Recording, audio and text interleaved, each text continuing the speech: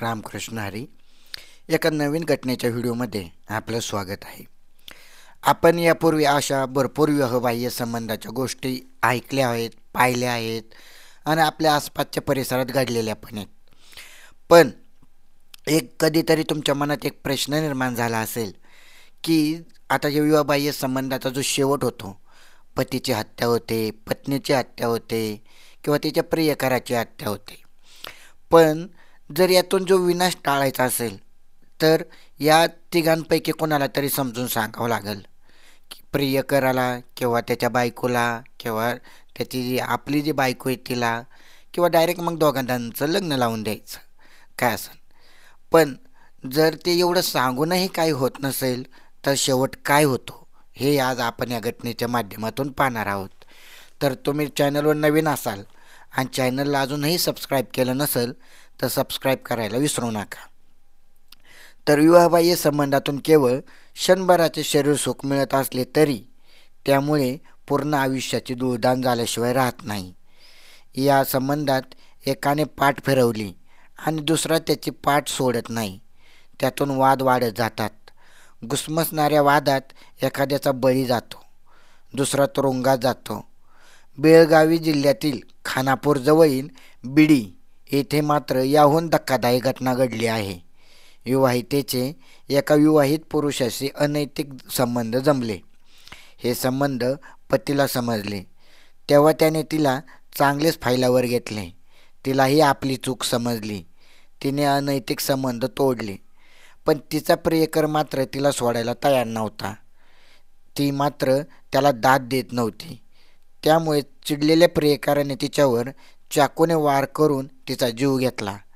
त्यानंतर स्वतःवरही चाकूने वार करून आत्महत्या केली. तिच्या मृत्यूमुळे आणि त्याच्या मृत्यूमुळे 2 मुले, पती, संसार आणि त्याच्या पतीमुळे पत्नी, 4 मुले, संसार उघड्यावर पडला. या दोघांच्या अनैतिक संबंधाची शिक्षा किती जणांना मिळाली ह्या आणि हा प्रश्न मन सुन्न करणार आहे. तर हीच घटना आज आपण पाहणार आहोत. बिडी येथे शिवानंद तिरवीर याचा विवाह 12 वर्षापूर्वी रेश्माबरोबर झाला. त्यांचा संसार सुखासमाधानाने चालू होता. त्यांना एक मुलगी व एक मुलगा झाला.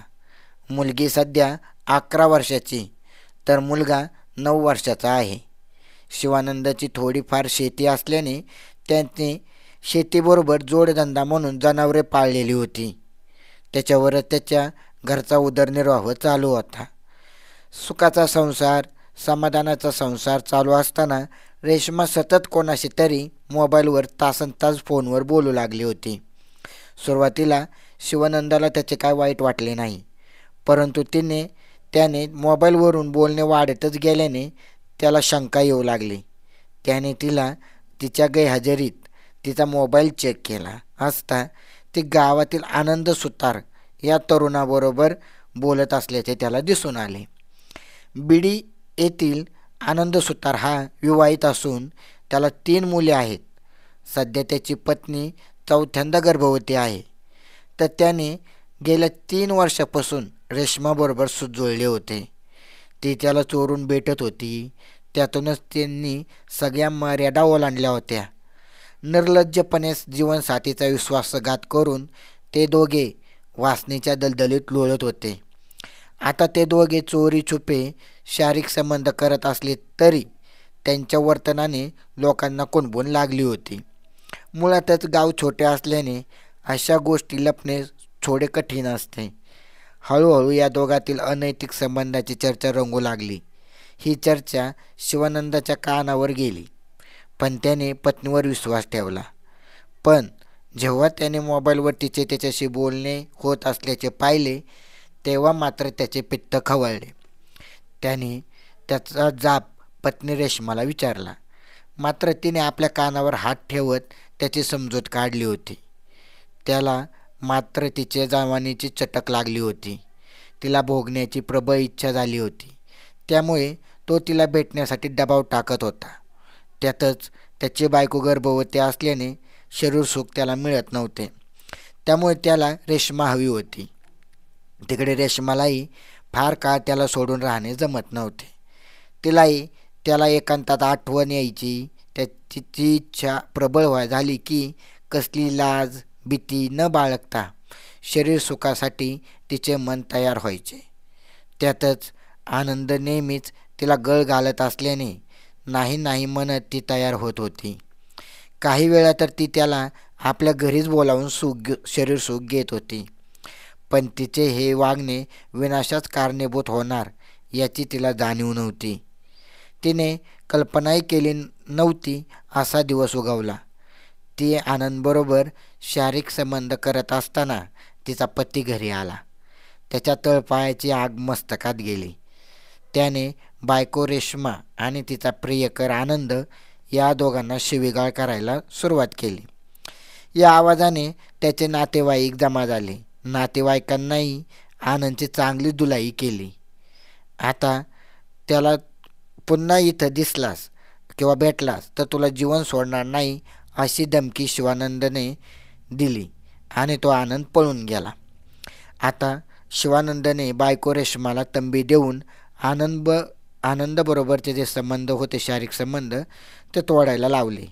तरीही गेल्या 2 महिन्यापासून रेश्मा आनंदबरोबर मोबाईलवर बोलत असल्याचे शिवानंदने पाहिले. याचा अर्थ त्या दोघातील संबंध अजून संपले नव्हते याची त्याला खात्री झाली. यावेळी त्याने तू जर आनंदबरोबर संबंध का ठेवतेस, त्याच्याशी मोबाईलवर का बोलतेस असं म्हणत तिला मारहाण केली. मंगळवार दिनांक 5 ऑगस्ट 2025 रोजी रेश्माला भेटण्यासाठी आनंद तिच्या घराच्या परिसरात आला. ते दोघे एका कोपऱ्यात गुलूगुलू बोलत असताना शिवानंद घरी आला. ते बघून तो त्याच्या अंगावर धावून गेला. त्याला पाहताच आनंद तेथून पसार झाला.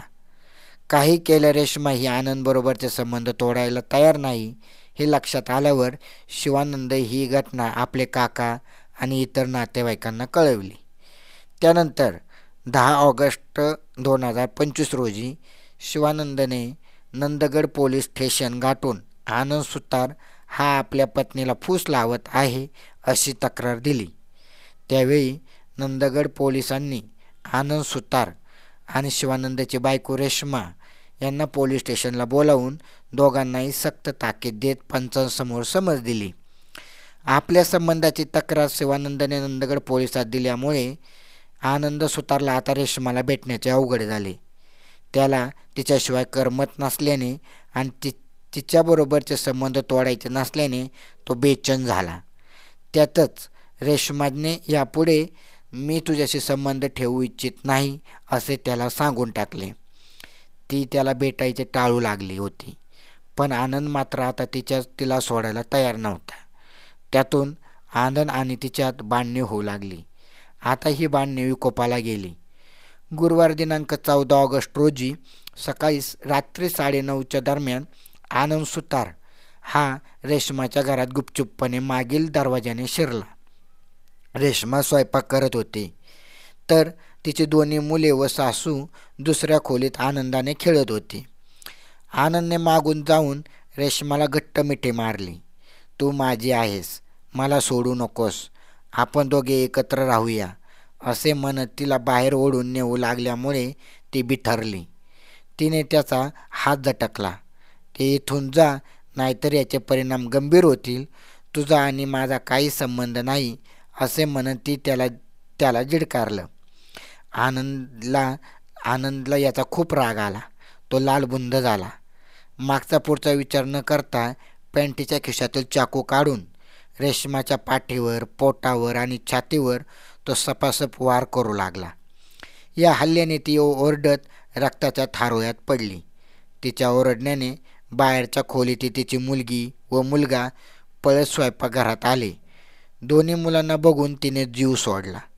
त्यानंतर आनंदने त्या चाकूने स्वतःवर वार करत आत्महत्येचा प्रयत्न केला. तो गंभीर अवस्थेत रक्ताच्या थारोळ्यात पडला. घरात आरडाओरडा सुरू झाला होता. हे बघून शेजारचे लोक शिवानंदच्या घरात पळत आले. घरातील दृश्य बघून अनेकांचे हातपाय गळले. रक्ताच्या थारोळ्यात रेश्मा पडलेली होती. तिचा जागीच मृत्यू झाला होता. घरासमोर बाग्यांची गर्दी झाली होती.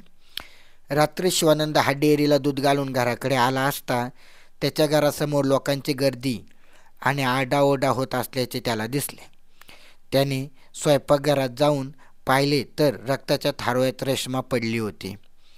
बाजूला तिचा प्रियकर गंभीर जखमी अवस्थेत पडला होता. कोणीतरी या घटनेची माहिती नंदगड पोलिसांना दिली. माहिती मिळताच पोलीस तातडीने घटनास्थळी दाखल झाले. त्यांनी गंभीर जखमी असलेल्या आनंदला उपचारासाठी खानापूर येथील सरकारी दवाखान्यात दाखल केले. तेथे उपचार सुरू असतानाच रात्री 1 वाजण्याच्या दरम्यान त्याचा मृत्यू झाला. घटनास्थळी तेथाले पोलीस DYSP यांनी तिथं घटनेची भेट देऊन माहिती घेतली. त्यांनी नंदगड पोलिसांना तपासाच्या योग्य त्या सूचना दिल्या. ही घटना कोणाच्या कारणातून घडली आहे याची माहिती समजल्याने पोलिसांनी पंचनामा करून रेश्माचा मृतदेह पोस्टमॉर्टमसाठी खानापूर येथील सरकारी रुग्णालयात पाठवला. तर सांगायचा उद्देश असा की आता ह्या रेश्माचं आणि आनंदचं दोघांचंही लग्न झालं होतं. रेश्माला 2 मुले पण होती आणि ह्या आनंदलासुद्धा सुखी संसार होता. 3 मुले होती, बायको गर्भवती होती. तरीसुद्धा याचं ह्या दोघांना प्रेम संबंध करायचे होते, शारीरिक संबंध करायचे होते. आता काय यांचं प्रेमाचं वय नव्हतं, पण शारीरिक संबंधाची सवय लागली होती. आणि ही शारीरिक संबंधाची ओढ इतकी लागली की आता एक वेळ ह्या रेश्माला तिच्या नवऱ्याने सांगून त्याला कसा तरी सुटका मिळवली होती. पण हा आनंद मात्र ऐकायला तयार नव्हता. आपण म्हणतो की कोणत्याही गोष्टीचं व्यसन असेल तर ते लिमिटमध्ये असेल तर त्याचा आजार किंवा दुरुपयोग होत नाही. म्हणजे जरी तुम्ही तंबाखू, गुटखा काही खात असाल, दारू पित असाल, पण तुम्ही कोणतंही व्यसन हे एका लिमिटमध्ये केलं तर त्याचा तुम्हाला त्रास होत नाही. तशीच ही गोष्ट होती. एका लिमिटपर्यंत दोघांनी स्वतःचा शरीराचा उपभोग घेतला होता. त्यानंतर समाजाने, पोलिसांनी यांना सांगूनसुद्धा हिच्या नवऱ्याने जर यांनी त्या क्षणाला दोघांपासून संबंध तोडले असते, विभक्त झाले असते, तर हा पुढील जो घटनाक्रम घडला आणि यांचा जो कुटुंब या धक्क्यातून यांचं काय नाही, हे दोघे पण मेले, यांचं सगळं ते करून गेले. पण यांच्या पाठीमागं जे मुलांचं, संसाराचं, नवऱ्याचं, बायका मुलांचं जे हाल होतात ते खूप वाईट होतात. आता आनंदचा तर एक 3रा 4था मूल त्याच्या बायकोच्या गर्भावस्थेतच आहे. म्हणजे त्याने अजून स्वतःच्या वडिलांना पाहिलं पण नाही. काय सांगणार ती माता त्याच्या वडिलांबद्दल त्या मुलाला. त्यामुळे समाजात या घटनांपासून लांब राहा. रामकृष्ण हरी.